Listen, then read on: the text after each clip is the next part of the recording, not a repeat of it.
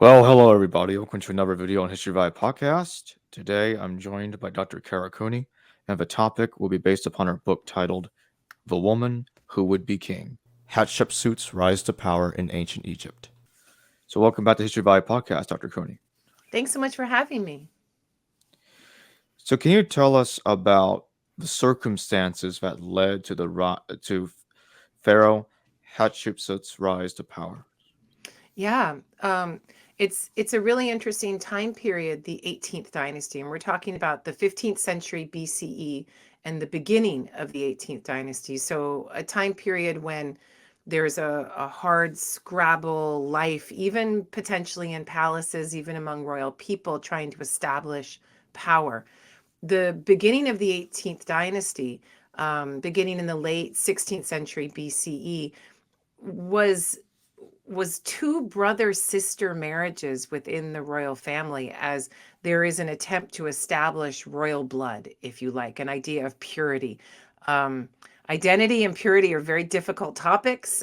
These things are contested, but the Egyptians seem to have believed that full brother sister marriages would help them to maintain power, avoid in-laws, avoid marrying out, keep the money and the power in the family.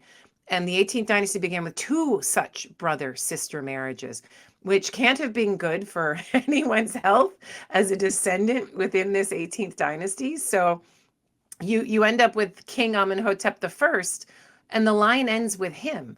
So the royal line ends with him, but the 18th dynasty doesn't end with him. We know it continues on to Hatshepsut of the 18th dynasty. It continues on to Thutmose III, and even on to Amenhotep III and Akhenaten and those kings. So what happened? Amenhotep I has no children that we can see or name.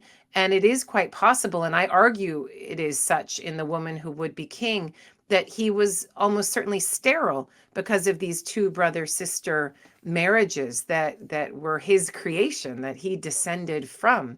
And we have, upon his death, a king coming in from what must have been a lateral branch of the royal family, somehow related as a cousin or something like that. But we get this new guy with the name Thutmose. Thoth bore him, is what the name means. He's brought into the family, and he is the first Thutmose. The Egyptian would be Jehuti Mes, or Jehuti Mesu. Thoth bore him, something like that, rather than Thoth is born. And that Thutmose the first is Hatshepsut's father. So to continue the 18th dynasty and make sure that the kings who had just taken power back after what Egyptologists call the second intermediate period, and an intermediate period when there were Hyksos ruling from Avaris, when there were Nubians with great power down to the south. They have taken power from their stronghold city of Thebes, and they have extended that power and taken over all of Egypt, and even documented battles against the Hyksos and to some extent the Nubians, to take back that power. Thutmose the First was almost certainly of military background, military training, and part of these wars. And when he becomes king, he moves into campaign mode, and he moves against the people of West Asia, and even sieges a Syrian city of Shahrukhn, and really establishes his power through war. We have to remember that war in the ancient world is about making money. It's about bringing booty, live captives, people back to Egypt, wealth back to Egypt, chariots and other goods back to Egypt, and enriching the royal coffers. And Thutmose I is brilliant at these undertakings. And he seems to have married into the old royal family. He marries a woman named Ahmose, and he and this woman, they have this child Hatshepsut, and Hatshepsut is thus of royal blood on two sides. Yes, Thutmose the First is not Amenhotep the First son. Amenhotep the First couldn't have a son, but he is sanctified as king. And then he's married to this woman who comes from this older 18th dynasty lineage, we think, and they have Hatshepsut. And Hatshepsut is a very, very important person who ends up becoming God's wife of Amun, probably during the reign of her father, Thutmose I. So there isn't any evidence that indicates clearly that she was God's wife of Amun during the reign of her father. But there is evidence that upon the death of her father, she does become God's wife of Amun, and she becomes God's wife of Amun during the reign of her brother, husband, king, the second Thutmose, the second king with the name Jehuti-Mesu. And she is married to him as great royal wife, but she's also God's wife of Amun, which sounds like it's a weird title, God's wife, right? I mean, that makes more sense. God's wife of Amun, which God? Amun-Re.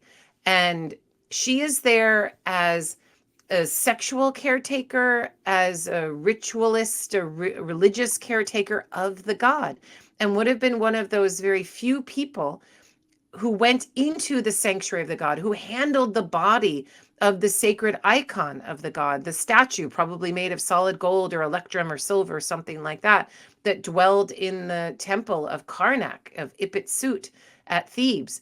And she would have, in a sense, had a religious marriage with this god, and probably from a very young age. So she has an extraordinary amount of ideological power. The priests knew who she was from a very young age. She knows who they are. She finds this stable bastion of power within the temple walls.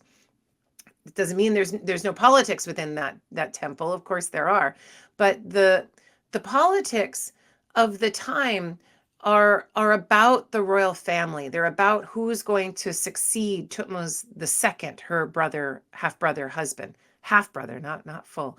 But her brother husband doesn't seem to have been very healthy. This Thutmose II may have died of smallpox, if the pustules on his mummy are any indication. He seems to have been a very sickly man, and though there is disagreement about this amongst Egyptologists, it seems he only lived and reigned for 3 years. And so he dies and leaves Hatshepsut with a nursery full of toddlers. We don't know how many children Thutmose II had, but they can't have been much older than a couple of years. If he takes the throne and then dies after 3 years, those children that he's able to produce with his harem can't be more than 2.5 years of age. So we have a very young king take the throne next. And that king is the third king named Thutmose, Jehuti-Mesu. And if he's 2.5, maybe 3, if he married one of his wives early. But I doubt it, because the great royal wife was Hatshepsut. And if we assume that Thutmose II married Hatshepsut even earlier than his ascension to the throne, then any children he had with her may have been older. But to take on additional wives in a harem, that's a king's prerogative for the most part, particularly in the 18th dynasty. And we know that Thutmose III's mother was a different woman. It was a woman named Isis.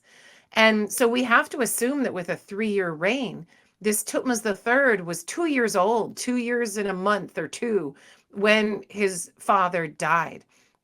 And putting this king onto the throne, it meant that, I mean, have you been around a 2-year-old lately? To have a 2-year-old as king, he can't do any decision making for a decade at least. My son is 13, and I wouldn't want him making any decisions in my household, let alone for an entire country. So it's the kind of thing you really want to put off. I would say a decade and a half is when you would allow this child to have decision making. But it's more fraught than that. I want you to try to put yourself into the place of the ancient Egyptians and try to imagine what it was like when you weaned a child, when you stopped breastfeeding that child, and how often they succumbed to viral or bacterial infections. An epidemic swept through measles, something like that, and they could very easily die, particularly without the immunosupportive factors of breast milk. Everyone in Egypt must have been like biting their nails, thinking, how is this 2-year-old going to make it to 15, 16, 17? They're probably like, how is he going to make it to the age of 5? Because so many people had been had seen their own children, half of their children die before the age of 5. This living in the ancient world is a difficult existence with bacterial, viral infections of all kinds, parasites. There's all kinds of issues in the ancient world when it's a question of when you get malaria, not if you get malaria in Northeast Africa. So Hatshepsut was the lifesaver that the 18th dynasty needed. They wanted the 18th dynasty to continue. All of the courtiers are like, oh my goodness, this dynasty. We lost, Amenhotep I doesn't have any kids. And those with the cultural memory are like, and Thutmose I, he was so strong, but he died before everything was finished. Thutmose II, he dies so quickly. Now we've got this 2-year-old. How are we going to make sure that everything continues as it should? And Hatshepsut is there. And we actually have a text from a man named Eneni, and he records it in his tomb. And he says that everyone did what Hatshepsut needed to be done, that everyone followed her orders, that he was serving King Thutmose III, but Hatshepsut was the one making the decisions. He's very clear about this in his text. The Egyptians are telling us that she is queen regent. She's not given a title except for this high priestess title, very prestigious title of the god's wife of Amen. So we have a situation in which a priestess is ruling all of Egypt, making all of the decisions for a decade and a half until Thutmose III comes of age. And then things are going to get a little interesting. But let me know if that makes sense or if you want to backtrack into any of that very interesting history. Sure, please do. Yeah, no. If you have any questions about any of that Oh, history, is there anything there that was unclear for you? oh no. I thought it was quite clear. Was her legitimacy ever questioned at all during her reign? Well, we have to get to her reign. So we're talking about the time period before she became king. We're talking about how she got to this place, right? It's an 18th dynasty that's based on a very inward looking, protective, almost navel gazing, if you like, posture in which they're hyper exclusive, hyper protective. Only brother and sister marry each other. Hatshepsut herself is married to her half brother. When she becomes queen regent as God's wife of Amen and is making all of the decisions, this goes on for some time. She's able to do this and really balance her position as the high priestess of all of Egypt and the decision maker of the political situation. We don't see much evidence that she's going on campaign. She's not a campaigning ruler as far as we can see. She seems to be more ideologically driven. Given her position as high priestess, we shouldn't be surprised. But she seems dissatisfied with this position as God's wife of Amen only. And there comes a point when texts are put in place that say that she's doing the job of the king, even though she's not king. And there's one particular text that's super interesting. And it's inscribed into the hard red granite of the first cataract at Elephantine, on the island of Elephantine. And it's inscribed by a man named Senenmut, who was her most loyal advisor. He's a man that came from a poorer family, a new family, and he's not an elite that has any sort of background going, he doesn't have any family lineage that would afford him any positions of power. He seems to be a scrappy, clever man who's noticed in the palace and is able to get ahead. And Hatshepsut trusts him, and he kind of has no one else to trust because he didn't.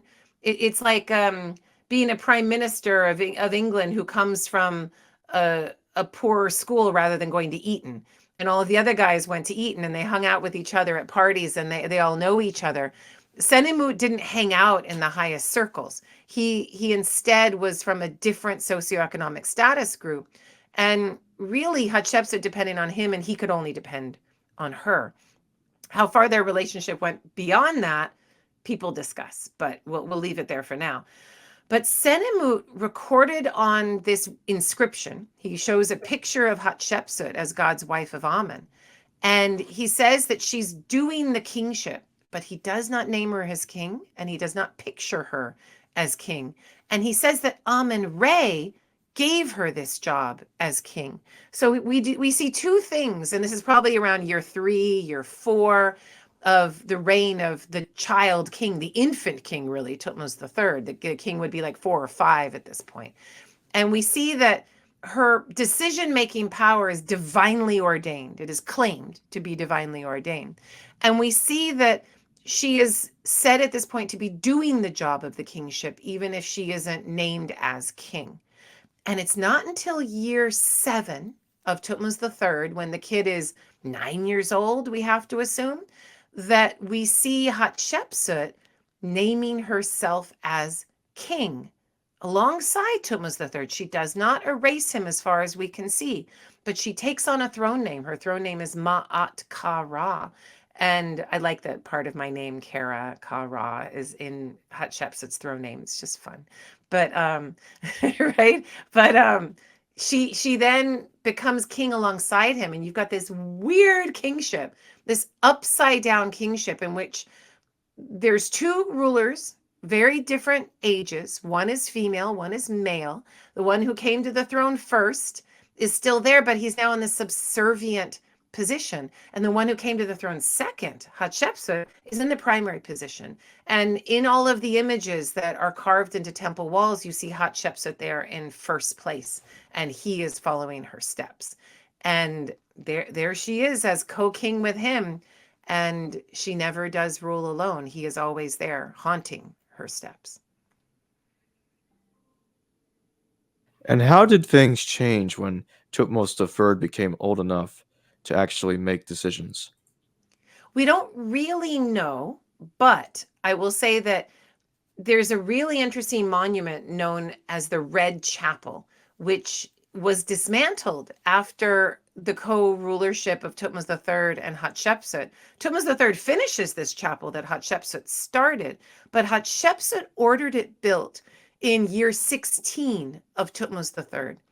And this would be when the kid was 18 years old, when in many ways he's come of age. It's a really interesting thing that in communities around the world with human beings maturing as they do, 18 seems to be a really good age for saying, okay, you're actually an adult now. Yes, you might have a coming of age ceremony or a bar mitzvah kind of ceremony at the age of 14, 13, 14, but that doesn't mean that you're actually of age, able to inherit all of your wealth, inherit all of your decision making ability, and rule without any sort of advising. It seems that Thutmose III is able to come to the fore and be seen as a co-king in a proper light when he's 18 years old in his year 16. And he's depicted with Hatshepsut almost as an equal. He's there walking behind her in many scenes where they're depicted as a pair, and he looks almost exactly like her. She has to match him, though. And this is really interesting. So, we're not going to know how things really change because this is an authoritarian regime. And authoritarian regimes don't tell us how everything works. You can't go and find out what Putin had for breakfast. You can't find out, if he was really angry today. You're not going to get that kind of information. You're not going to get it about Biden either in the American system right now. However, you might have somebody saying, oh, I went to the White House and Biden was in a horrible mood. And you might have somebody using it as a political token, right? Something that they could take to a lectern and maybe use on the campaign trail or something like that. You would never have somebody do that in an authoritarian regime. Anybody talking about the personal details or mood or the manner between the 2 co-kings and commit it to writing in any way that we could read. We cannot expect it. And so instead we have to use other skills as historical detectives to try to figure out what is actually going on. And what we can say is we don't know if these 2 liked each other. We don't know if Hatshepsut and Thutmose III were fond of each other, if they loved each other, if they hated each other. We have no idea. But we do know they have different family lineages. Thutmose III's mother is Isis. Hatshepsut's lineage is to the old part of the 18th dynasty. They both have a connection to Thutmose II. This is Hatshepsut's dead husband. It is Thutmose III's father. So they have that connection. Thutmose III is her nephew because Thutmose II was her half brother. But we do see that when the Red Chapel was built, when she orders it, commissions it, maybe is when he's as young as 17, she is saying to Egypt, I realize I have to show him now. I have to show myself with him now. I have to rule alongside him visibly now. I can no longer get away with just doing all of this decision making in his visible absence. I now must show myself with him at court.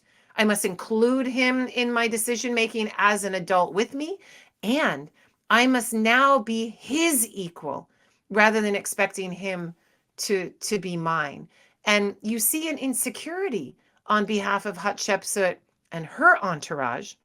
You have to imagine that both of these people had their own entourages who were competing with one another. Hatshepsut's led by Senenmut's and Thutmose III's led by other courtiers.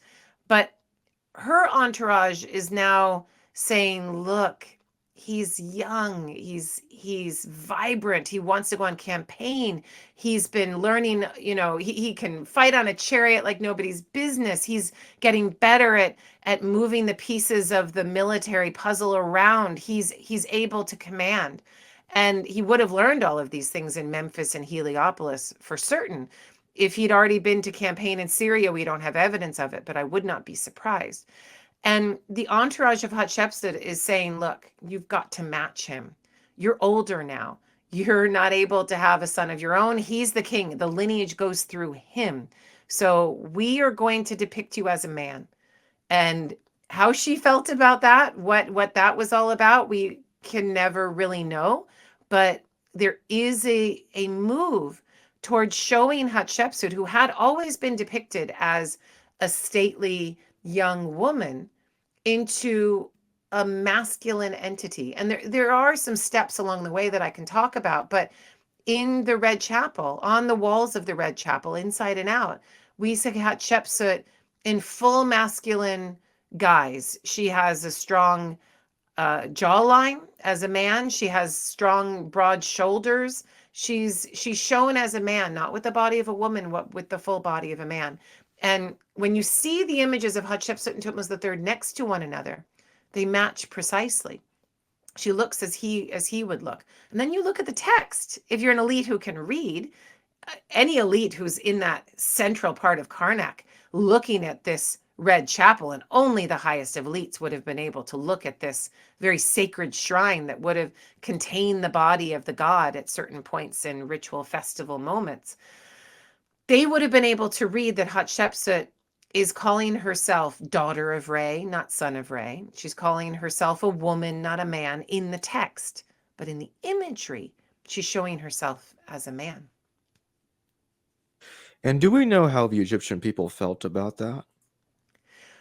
Well, we don't. So, like if you go to ancient Rome and you look at texts from ancient Rome and you read about Mark Antony, for example, and you're like, let's read some political speeches that people made about Mark Antony, and you will learn that Mark Antony had all kinds of lovers, and that he cheated on his wives, and he had many wives, and that he was considered inconstant, and people would bring out all of this information. You might read Cicero's speeches about Julius Caesar, and you would see many of the same things. You would see in letters and you would see revelations in other communications of Julius Caesar's ill health, of spasms that he may have had. You get all kinds of personal information about these highest of rulers of Rome during a very contentious, very competitive time.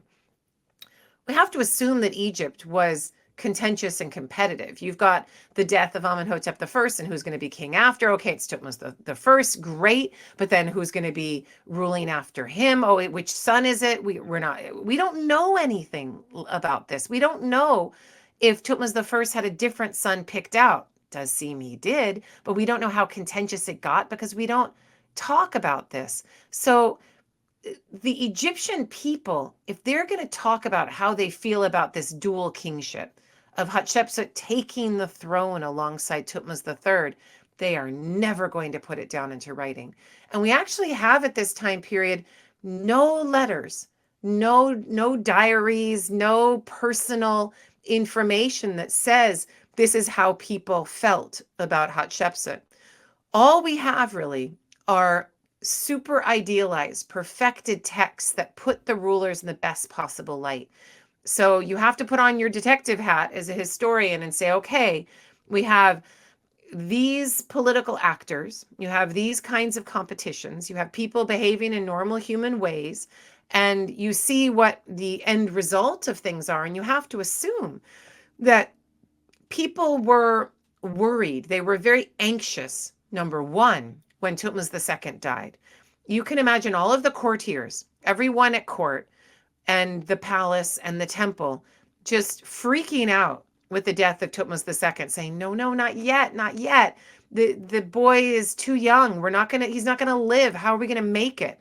And when Hatshepsut is able to be a good ruler, there is relief. I'm sure of it. Because you see Aneni saying, oh, she's making good decisions. Everyone does what she says.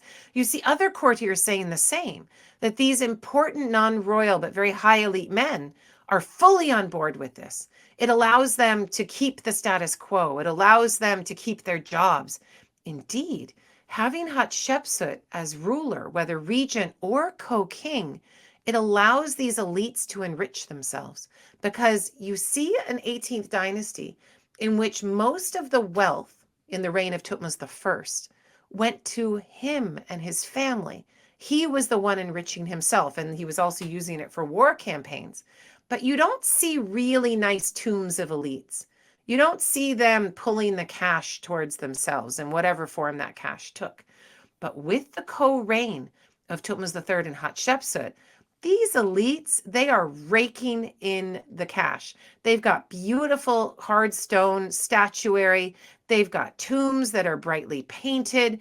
They have amazing homes, and we don't know much about their homes, but we have to assume if a tomb is representative of domestic space and wealth of a family, these families were getting rich. Interesting thing that Hatshepsut, to keep her power, and a child king to keep his power, they had to look at the elites and say, okay, we know this is an unorthodox situation. We know we've got a child king that we're dealing with. We know that there's a woman in charge. Just work with this for a little while. We will make it worth your while.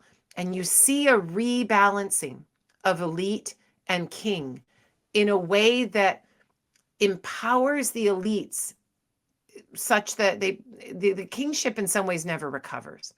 And so I think most elites who are already in power at the beginning of this were like, this is awesome. We are thrilled. This is serving us in every possible way. Now, things are going to get a little crazy. So you have to think normal human reactions, entourages, and you have to think of upward mobility. You have to think of social change and social movement. So if all of the old elites connected to the old Thutmosid families are doing really well, they have just elevated this child king, a child king who comes from a mother, Isis, who seems to have been not a very important woman. She may have been just a really pretty face in the king's harem. She doesn't seem to have any lineage that we can pinpoint that shows high elite status. They've probably done this on purpose.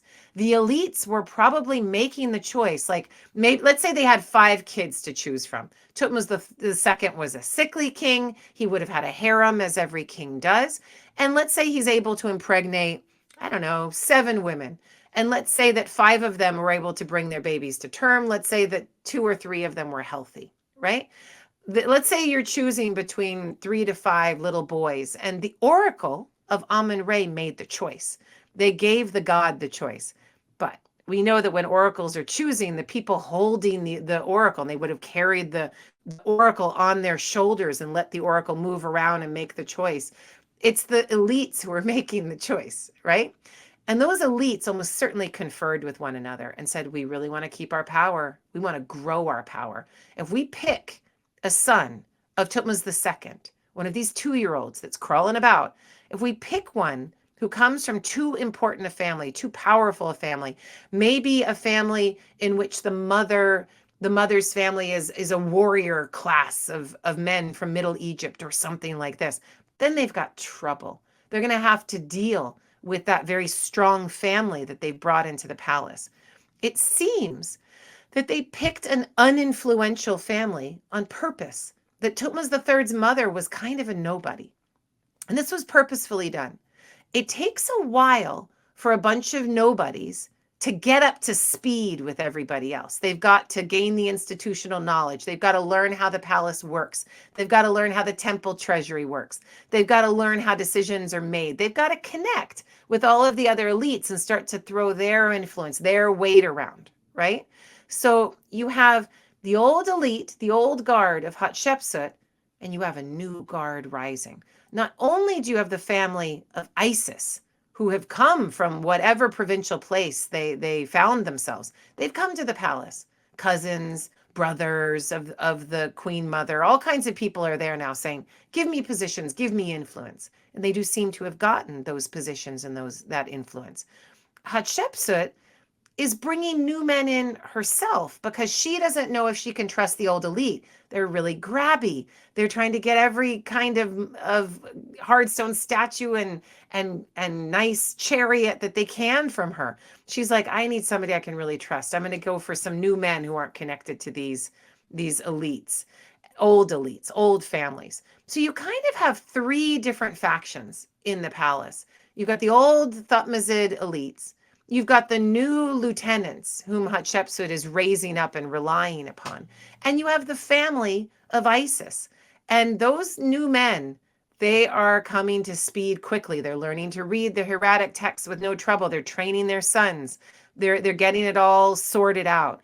And so when you ask me what the Egyptians thought about this, I would then say, which faction, which group of Egyptians in the palace, which group of Egyptians in the temple, which ones are we talking about? Because there will be no clear agreement on what it is they want, except empowerment, more money. And they're all looking to keep that status quo going for themselves. And it will come to a head when Hatshepsut gets older and when Hatshepsut dies. Then you see some purges of some of these factions, of some of these groups in a very interesting way. But at the point when Hatshepsut takes the kingship in year 7, the most extraordinary thing about her story is that no one seems to have any problem with it. Everyone's like, sure, sounds good to me. Let her take the kingship. We need to keep our status quo. We can work with this. We're fine with it. No one puts in their tomb, oh my goodness, Hatshepsut's so difficult. No one scratches out her names. They put her names into their tomb. They support this very divine elevation of her person. And they see it as ideologically driven. They see the decision as having been made by Amun-Re himself. And so most Egyptians are more than happy to go along with Hatshepsut formalizing her power as king. It only gets messy when everyone has to decide who's going to be king next. Did she ever have an intimate relationship with her son Thutmose III to sire more children? Was it ever at least a thought in her mind, or was it clearly a no? Yeah, it's an interesting question, and it's a question that nobody really asks. So let's solidify the relationships. This is her nephew.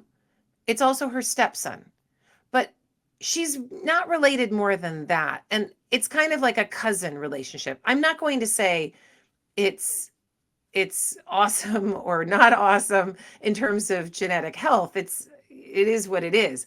It's probably the same as a half brother, half sister relationship. There and Hatshepsut, she's got to wait until Thutmose III could sire children. If he's coming to the throne when he's 2 years old, he could probably sire children. And this is going to get a little gross for our audience, but let's go ahead and go down this rabbit hole since you've asked.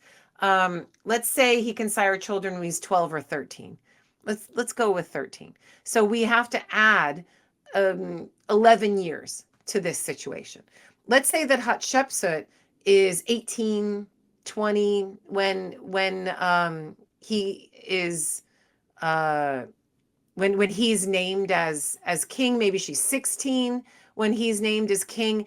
It would put her into an age beyond an easy childbirth. She would be in her 30s probably when he came of age, early 30s. I'm not saying, I mean, I had my kid at 30, so I'm not saying that all ability to have children goes away when you're in your early to mid 30s. But when you're in your mid 30s, even the United States, with all the marvels of medical science, you are still called a geriatric mother. So it would have been a little harder for her to conceive that child that would have produced Egypt's next king. And indeed, Hatshepsut almost certainly used her daughter, whom we have not mentioned up to this point. We have to talk about Hatshepsut's daughter as a means of connecting with this boy king instead. So the reason that Hatshepsut has to take on the kingship is because she doesn't have a son herself. She only has one child with her half-brother husband, Thutmose II, and that child is a girl.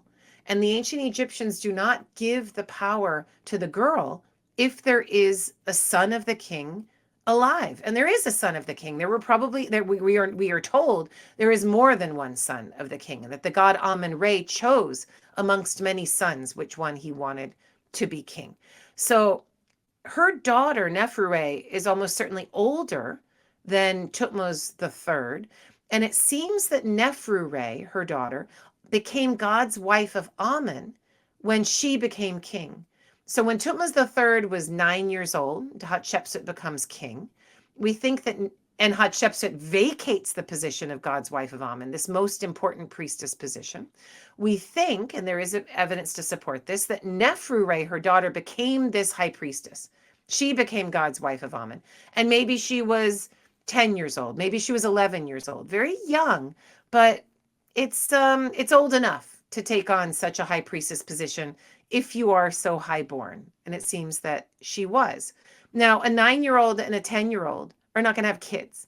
This isn't going to work. So Hatshepsut's king at a very fragile moment when you have two children. One as high priestess, the daughter Neferure, two royal children, and one as king, Thutmose the third, who can't produce offspring themselves. When they're able to produce offspring, we can imagine that there were many elders encouraging these activities as much as possible. It may creep us out, but when you are at the head of a royal family, much is expected of you sexually that would not be expected of other people. Also, in the ancient world, people had sex earlier. People had children earlier. These issues, and in pre-modern world, these issues were not the issues that we have. So a girl having a baby at 12 or 13 is not impossible at all. And that's what we have to imagine would have been the case, that all of the courtiers were like, okay, we need Neferure to have a daughter or son. We need Neferure to bear offspring with Thutmose III, ideally a son. And we know nothing about Neferure's marriage to Thutmose III. We hardly know that she was great royal wife. We hardly know that she was actually married to Thutmose III. The reason we hardly know is because every text, every stela, every temple text that mentions Neferure, Hatshepsut's daughter, has been purposefully destroyed. And this is what makes me think that Neferure was indeed God's wife of Amun and great royal wife of Thutmose III, and that she did indeed bear children and sons to Thutmose III. I assume this, putting on my historical detective hat, assuming this is the way patriarchal palace lineages work, I assume this because otherwise she would be no threat. You erase people who are threats. They're not a threat. You just leave them there. It doesn't matter. She is a threat if her sons can grow up and say, I should be king next. I'm the oldest son. I deserve it. This is my throne to have next. If you don't want one of those sons of Neferure and Thutmose III to become king, then you erase her and you erase all memory of her lineage. And that is indeed what happens to Neferure. So I assume that she married him as one of many wives in a harem, but was highly placed as the daughter of Hatshepsut, in many ways more highly placed in terms of lineage than her husband, Thutmose III.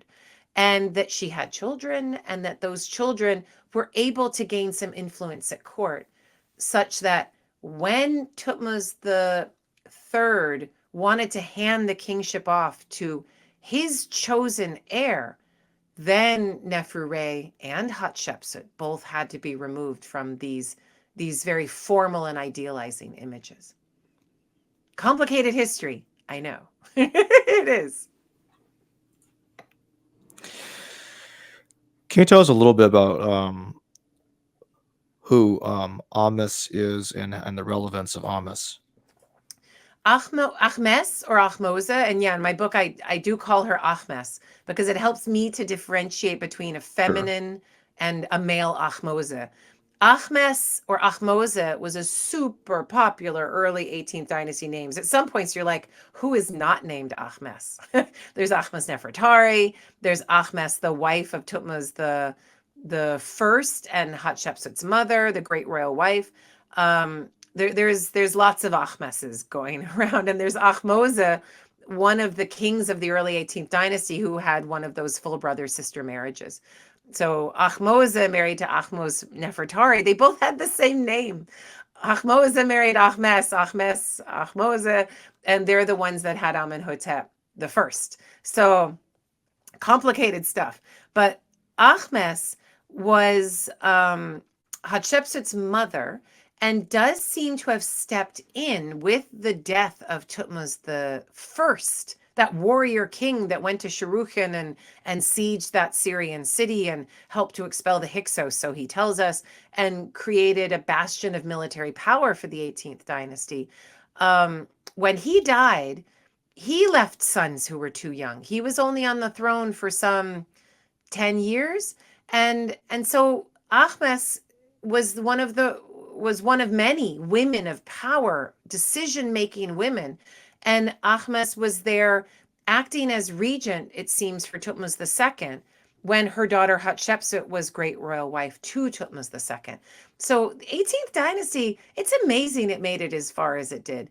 Two brother-sister marriages, not great genetics. You bring in Thutmose I, he dies too young. Another young couple on the throne after him, Hatshepsut, Thutmose II. Are they going to live? Are they going to have kids? I mean, it was a dynasty where you're trying to get children to have sex and reproduce as quickly as possible to keep the dynasty alive. And the courtiers, seriously, were biting their nails every day, because any new change in administration would mean a loss of their jobs. And it's interesting to think of how much depends on sexual relations, proper breeding, the growth of a child, the health of a child. All of these things are absolutely essential to keep the power going down the lineage. And what are the few clues regarding the tensions during Pharaoh Hatshepsut's reign? There are clues. There are clues like the different factions that I was telling you about before. There are clues like in Hatshepsut's Temple of Millions of Years at Dir el-Bahri, probably her most famous structure, she has little tells that suggest that she was a little defensive about her rule. And there is a line in there, I can't remember exactly where the text is, but it says, anyone who speaks against Hatshepsut shall die. So you don't put that unless somebody's speaking against Hatshepsut, right? Otherwise, you don't need to say it. There's also the indications that she has to cleave closely to the temple and to Amun-Re. She has to be very clear that Amun-Re chose her to do this, to take on this rule. This isn't to say that other kings before her didn't do the same. They did. They did say, I'm the king's son of his body, and Amun-Re chose me to rule. They did say all of these things, but Hatshepsut had to take it a step further. She had to manufacture and create a whole oracle, a public oracle that shows her, and the story is preserved to us, that shows her kneeling before the god in a festival, in a public festival, for all the elites to see, and the god marking her for power. She tells us this actually happened. She records it into her temple spaces and says this actually happened. And when you say, "Oh no, this really happened," people are like, "Did this really happen?" It's kind of like, I mean, the example that jumps to mind is Donald Trump saying that his inauguration crowd was the biggest crowd ever, and he had to keep saying it and keep saying it. And he made his press secretary Sean Spicer say it again and again and again, even though it wasn't true, and everyone knew it wasn't true.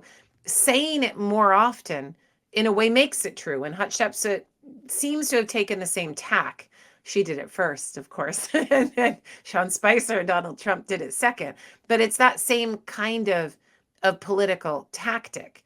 And there's other little tells, like the fact that she hires so many new men like Senenmut and many other courtiers who do not depict their wives and children in their tombs, only depict and named Hatshepsut as their mistress.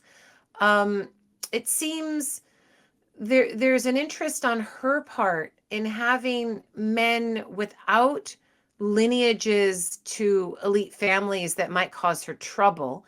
It means that she's got trouble with the old elite families. Otherwise, why would she name all of these other men? And some of these new men, these up and coming men coming from poorer backgrounds, are named to the same titles as high elite men. So you'll get, for example, two men named head of the treasury of the Temple of Amun-Re. Same title. Why do you need two men named head of the Temple of the Treasury of Amun-Re?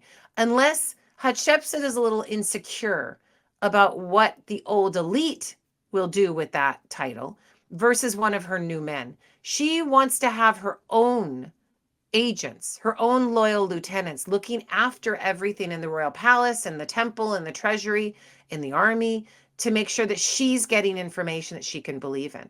She doesn't start to do this until later on, after her regency, into her reign. It's an interesting thing to think about Hatshepsut growing into her rule. You don't at 16 get power and then know how to wield it. You don't know what the hell you're doing. Even at 18, you're like, I don't know what I'm doing. And you get better at things through time. And your entourage gets better at things through time. And Hatshepsut seems to have learned on the job and learned well and figured out, okay, I need to deal with these old families who are just keeping all of this wealth and power for themselves and not letting me in on their secretive affairs.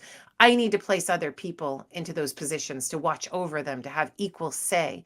And that way I will gain more power. And you see that happening through time. So you see her dealing with people, pushing her around, using her as a pawn, using her as just some figurehead there that'll speak some ritual words and isn't really very important to them, and learning how to grab that power back, pull it back to herself, make them listen to her, put people in the room where it happens who also have a say and say, well, my mistress Hatshepsut will not be happy about that. I will tell her everything. You do see that information even from men's titles, from tombs that are hyper formal, temple information and inscriptions that are hyper formal. And then finally, the way that you know that people were not necessarily happy with Hatshepsut's reign, or that there was friction, that she had issues, is the fact that her images were destroyed. Her images as king, her name as king, were destroyed some 20 years after her death, 25 to 30, in that span of things. In year 25 or 30 of Thutmose III, that's when you start to see that Hatshepsut's images are being chiseled away, that her names are being removed, that her statues are being smashed into tiny bits. You don't do that unless she's a threat. How can somebody who's dead, because she's died by this point, 25 years into the reign of Thutmose III, how can somebody who's dead be a threat? Well, that's quite easy. She has living family members. She has living family members who are positioning themselves for power at the end of the reign of Thutmose III. And there are other factions, ostensibly, we have to assume, who don't want those family members to position themselves for power. And so they counter. And we only see the end result. We don't see the machinations in the palace or the temple. You can kind of get there. You can get there by seeing who's named to certain positions during the reign of Thutmose III. You can see who's been sacked, who's gotten fired and replaced with somebody else. Can you see what kind of family they're from? Can you see if they have connections to the old Thutmosan family or to new people? Can you see if they're connected to Sen and Mut? You can make some conclusions or hypothetical conclusions, but there are markers where you can piece together a story in which there are competing factions and Hatshepsut is there trying to grab as much power as she can.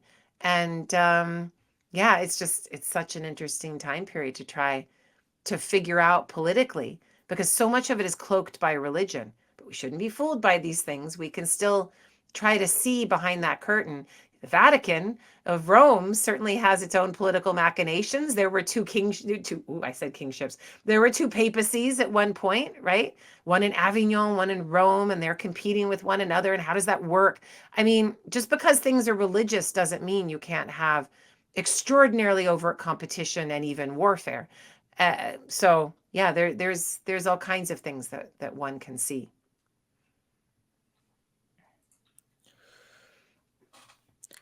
Why do you think it is a mystery regarding the date of death for Pharaoh Hatshepsut? The Egyptians are obsessed with chronology and getting everything in a coherent chronological timeline, as you point out in the book.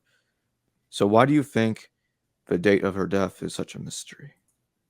It's really easy to say why the date of her death is a mystery, and that's because Hatshepsut never took on her own throne name, or sorry, her own throne year. So she never took regnal years in her name.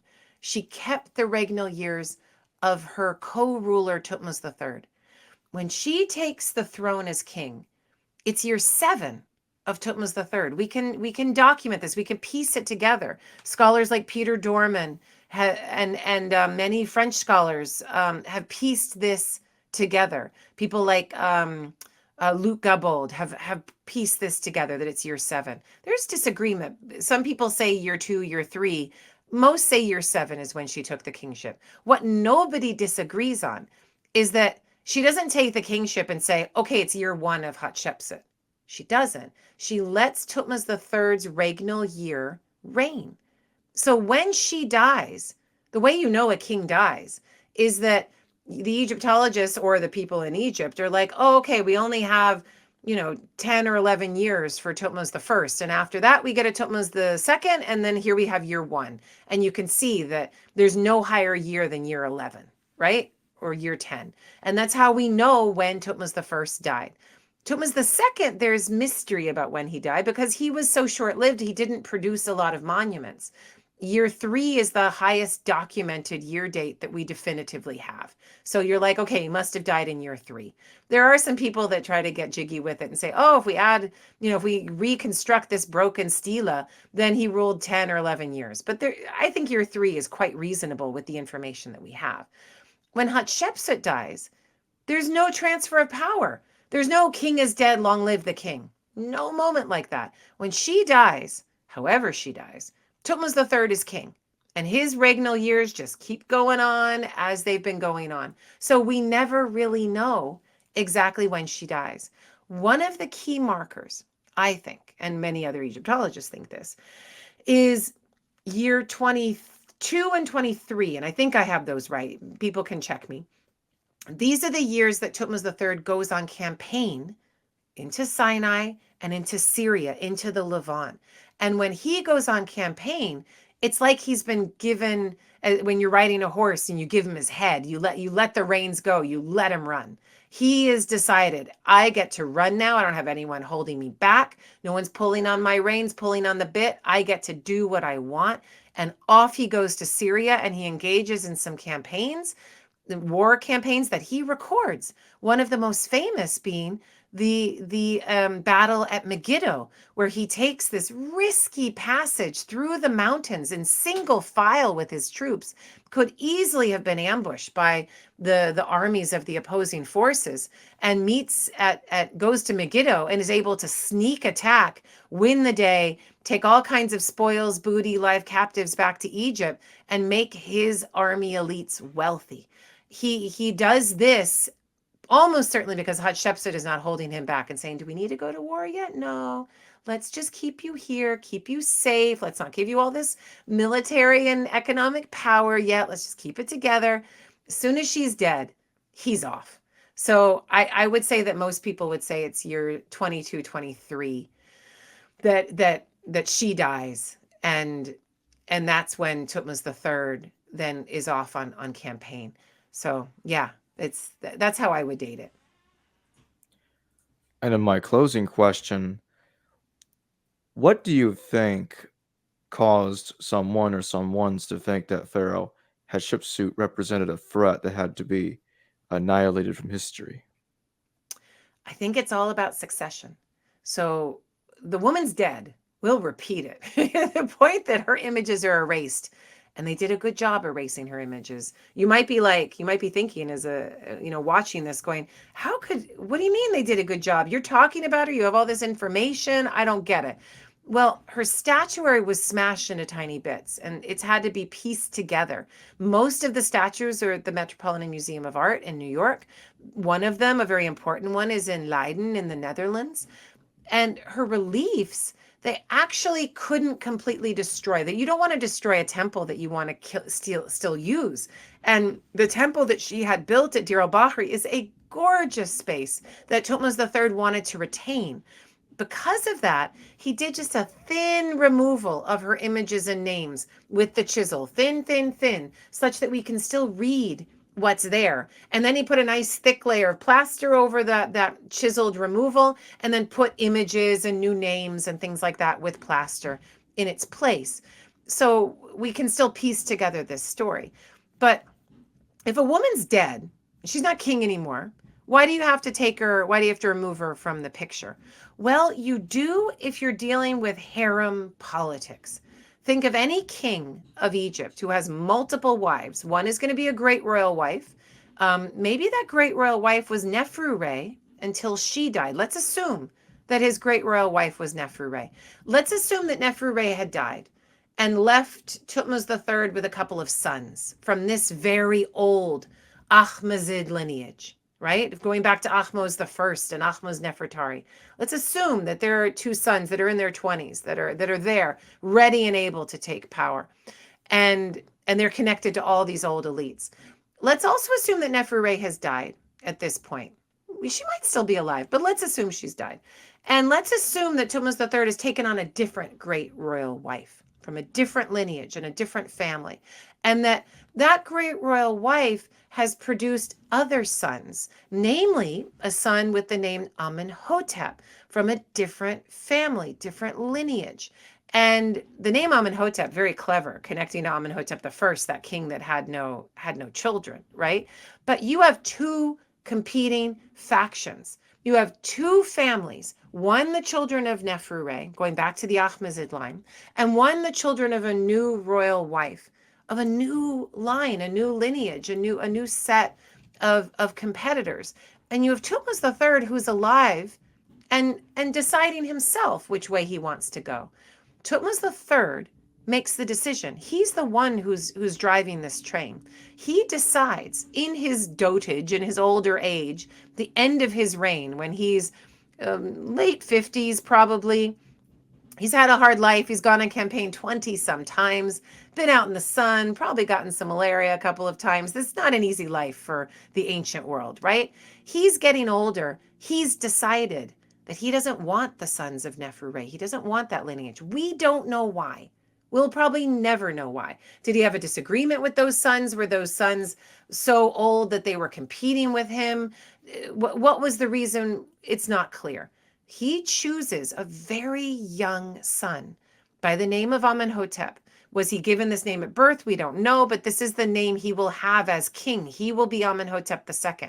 And Thutmose III to make sure everything is safe, decides, I'm going to name this kid king with me. I'm in a co-kingship with Hatshepsut, then she died. It's been done. I can do it. I can do what I want. I can think creatively. I'm going to name this kid to be co-king alongside me. Make sure that no one else is going to try to take his kingship from him. I'm locking this down. And so Amenhotep II becomes king, and he's much younger than the new king needs to be. Thutmose III is bypassing and jumping over his older sons.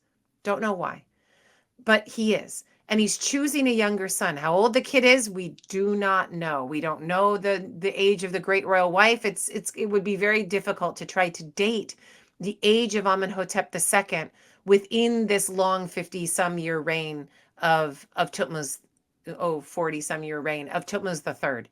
But let's say the kid is 13, 14, something like that, and the other kids are 20 something. For whatever reason, he thinks this is the way to go. When you're moving towards a succession and you're getting old, he puts the pieces in place, and he names this son Amenhotep II as his co-king, heir, obviously, he's co-king now. When he does this, he starts to remove images of Hatshepsut in the most holy of places. Places like the suite of Ma'at, M-A-A-T, in Karnak Chapel, or Karnak Temple, in the heart of Karnak. And he, even though he has finished the red chapel, he dismantles that red chapel that was in the heart of Karnak. He starts to dismantle it, and he actually starts to have images of Hatshepsut as king erased from that red chapel. Even in the blocks laying in a heap out somewhere in a side area of Karnak. He doesn't complete this campaign of destruction. When Amenhotep II becomes king on his own, he will complete this campaign of destruction. We do not know if it was Thutmose III or Amenhotep II who smashed the statues of Hatshepsut. We do not know if it was Thutmose III or Amenhotep II as king who removed the images of Nefru-Re so completely. But the campaign of destruction did continue from the reign of Thutmose III into the reign of Amenhotep II, which means there was insecurity about this choice of Amenhotep II as the next king. There was competition. There was probably an army on the other side saying, don't do it. We're here. We can be king next, or I can be king next. So much competition that they had to remove any remnants of this old Ahmose lineage. And remove it they did. They took all of the images of Hatshepsut away that they could.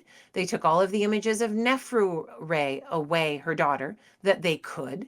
And there Amenhotep II was able to rule with a clean lineage, without anything marring his connection to his father. There was no side lineage, there's nothing to speak of. And they did this in the house of Amun-Re.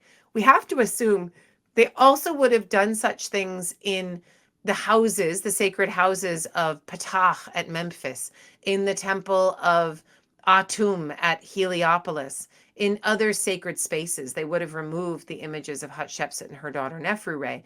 Those spaces just aren't as well preserved to us because of modern population, and so we don't have as much of that evidence.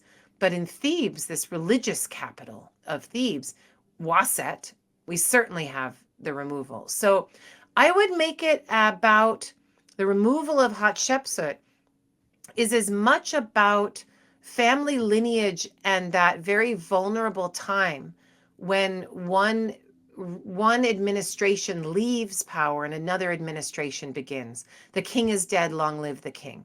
And Thutmose III, he does try to streamline that by naming Amenhotep II king alongside him, but that doesn't mean when he's gone, when he's dead, that there won't be a power grab. So there is an attempt to shore that up with the destruction of any remnant of that lineage. They essentially rip the other potential heirs to the throne out of the history books in their way. I do want to add one more question real quick. Mm-hmm. what do you make of the mummy KV60A? Is that Hatshepsut herself, or is that not her? So if you watch a documentary that I appeared in some 20 years ago called Egypt's Lost Queen, which appeared on the Discovery Channel, it was 2005, I think, when that came out. I'm in it. Um, Zahi Hawass identifies this body from KV60 as Hatshepsut. It is a body of a woman who died at very old age, a woman who almost certainly had diabetes. They're able to identify markers of diabetes. They say that she was obese, that she was a very large woman at her death, and they use a tooth from a canopic chest and match it to a missing molar socket in that mummy from KV60. Now, um, I have problems with this identification of Hatshepsut as the KV60A mummy. And my problems are, number one, the tooth, the molar that supposedly fits has never been matched like in exactitude. It's like, oh, there's a missing tooth and oh, there's a molar. Okay, this is it. And the canopic chest does have the name of Hatshepsut, but I'm not clear if that tooth was hers. And there are many mummies that are missing teeth. Mummification was a very rough process, getting the deceased ready uh, for the next life. Embalming had to remove all the liquidy parts of the body, the brain ideally, and all of the internal organs, the lungs, the stomach, the liver and intestines, anything that was really wet had to be removed so you could dry out the body so that it could be preserved. And it was rough. They often would put resin into the head. They removed the brain through the nose usually. Sometimes they did so through the mouth cavity. There is evidence of this. And losing a tooth post-mortem is completely possible. So, if that's the case, the tooth isn't enough for me. I've not seen evidence that the tooth definitively matches. And there are two other reasons that I have a problem with that mummy being Hatshepsut's mummy. And I'm not the only one to write about this. There's Erhard Graefe, who's written an article in German that I cite in my book, The Woman Who Would Be King, in a footnote, and you can check out that article and put it through Google Translate or whatever if you don't read German. But he also has issues with that mummy identification. But the second reason is that the mummy is too old. I think Hatshepsut came to power as regent as young as 15 or 16 and became king in her early 20s and then would have died in her 30s, late 30s, maybe early 40s. But this woman, it seems, is much older than this. This is a woman who had the ravages of diabetes on her body for a very long period of time. And it's also a woman with very large breasts who seems to have had many children or wet nursed many children. I don't think Hatshepsut had more than one child that we can identify. I mean, really, there's no way for me to know that. She had one official child. But I don't think that rich women, they tell us they did not breastfeed for long periods of time, that instead they gave their children to wet nurses to do that labor for them so that they could get their shape back, get their figures back, and not be strapped with that responsibility. And there is a third reason that I don't think that mummy belongs to Hatshepsut. And that reason is the brain was not removed from that mummy. And Thutmose III, even though he erases Hatshepsut from the formal temple record as king, he does not erase her as God's wife of Amun. He leaves those images, lets them be in temple spaces, and he formally buries Hatshepsut. He buries her in state. She's one of the earliest pharaohs to go into the Valley of the Kings. He buries her as a king. He buries her with all of the trappings of kingship. He buries her with shaptis and with a sarcophagus and with an inscribed tomb, a tomb inscribed with the Amduat, the book of what is in the Duat afterlife, that is on blocks adorning her tomb burial chamber. I do not think that the Egyptians, who were so adept at mummification, at embalming in the 18th dynasty, even the early 18th dynasty, would have mummified a king, King Hatshepsut in this case. She is not a queen. The Egyptians did not see queen, that title, as denoting power. She was called king. She was buried as a king. I cannot imagine the ancient Egyptians in the early 18th dynasty would have embalmed a king without removing the brain. The bodies of Thutmose I and Thutmose II and Thutmose III all show a brain having been removed. Why would Hatshepsut be any different if she's buried in state in the Valley of the Kings? I have a real hard time with the identification of this mummy as Hatshepsut. I think that there are different mummies that we could identify as Hatshepsut. Well, thank you for joining me today, Dr. Cooney. Oh, my pleasure. My pleasure. Thanks for having me on.